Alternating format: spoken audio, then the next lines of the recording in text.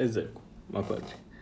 اتمنى لو بتتفرج على الحلقة دي على التيك توك تعمل لايك وفولو للقناة، ولو بتتفرج عليها على اليوتيوب تعمل لايك وسبسكرايب وتفعل الجرس عشان يجيلك كل جديد، وفي الحلقتين تكمل الحلقة للآخر ويعمل شير سواء هنا أو هنا.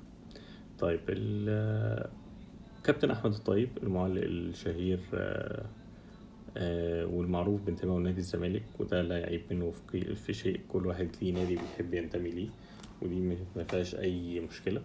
الفكرة كلها ان هو طلع في احد البرامج الرمضانية وكان بيتكلم على مقارنة شيكابالا أسطورة نادي الزمالك من وجهة نظره بمحمود الخطيب أسطورة النادي الأهلي، وتقليله من كل من محمد الشناوي وعلي معلول وعمرو السولية، الناس اللي خدت بطولات مع الأهلي.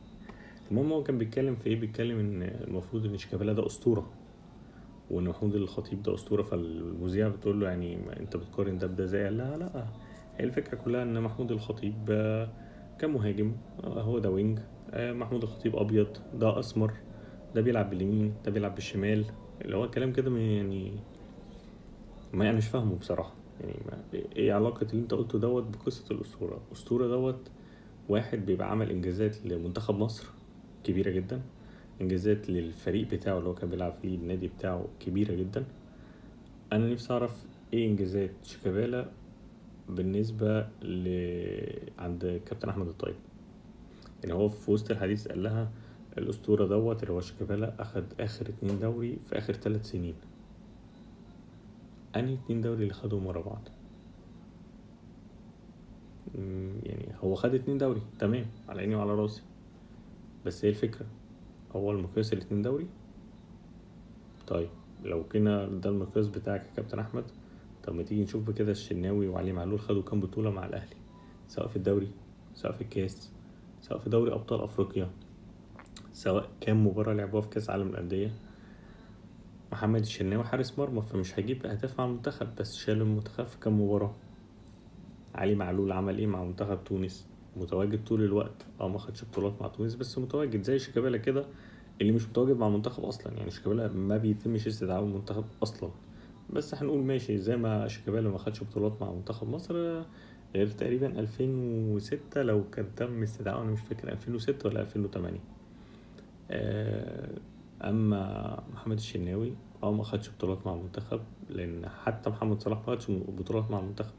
محمد صلاح النجم الكبير لان هو المنتخب على بعضه كمنتخب، لكن على مستوى الانديه لا، محمد الشناوي، علي معلول، عمرو السولية، مين تاني في النادي الاهلي نقدر نقول عليه الكلام دوت؟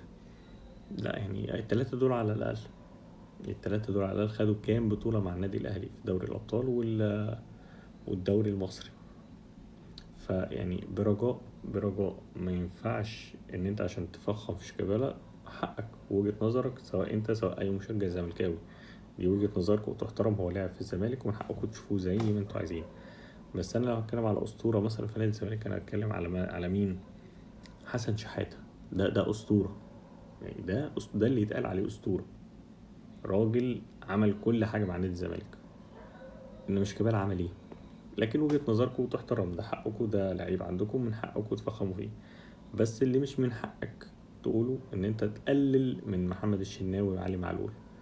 لو على اساطير لا هم اساطير حاليا، هم اساطير بالارقام بالاحصائيات والبطولات وبالماتشات اللي لعبوها سواء مع المنتخب. خد بالك من كلمه المنتخب دي، شيكابالا لعب كام ماتش مع المنتخب، سواء بقى هم الماتشات اللي لعبوها مع المنتخب او مع النادي بتاعهم اللي هو النادي الاهلي، عملوا فيه بس كده.